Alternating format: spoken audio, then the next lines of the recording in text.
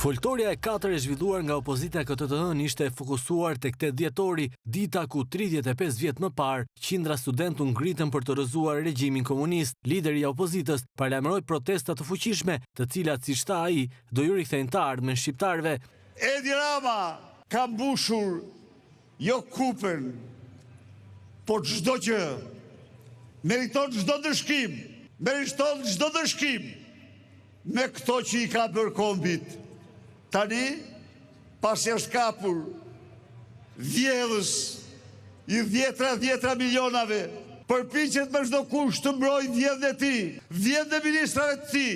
Juftoj të përgatitemi, të nisim protestat e fuqishme, protestat me të cilat ne do ju rikthejmë shqiptarëve të ardhmen Shqipërinë deri në dignitetin që meritojnë. Gjatë fjalës së tij, lideri i opozitës Sali Berisha tha se studentët e prirë nga lideri i tyre Azem Hajdari përmbysën epokën e shtypjes më të egër, shpërfytërimit më të madh të shqiptarëve dhe çelën dyert e lirisë për kombin ton. Berisha tha se çdo demokrat, opozitar dhe shqiptar duhet ngrihet në lartësinë e idealeve të dhjetorit. Ai theksoi se PD mbijetoi përpjekjeve për ta zhdukur dhe mblidhet sot për të rikthyer idealet e larta të lëvizjes së dhjetorit. Kurse sot shqiptarët kanë një forcë politike dhe kjo është Partia Demokratike.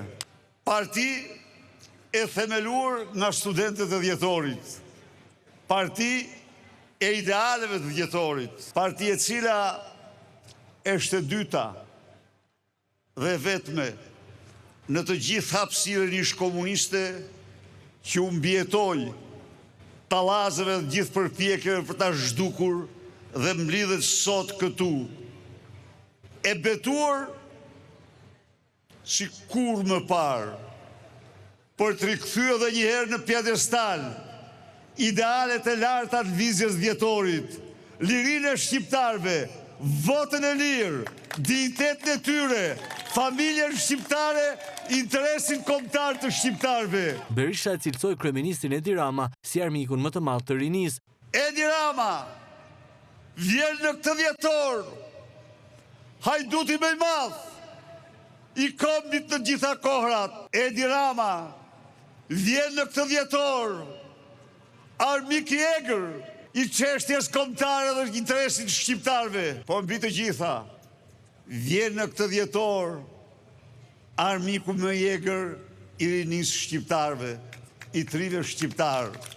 Për zurin në 10 vite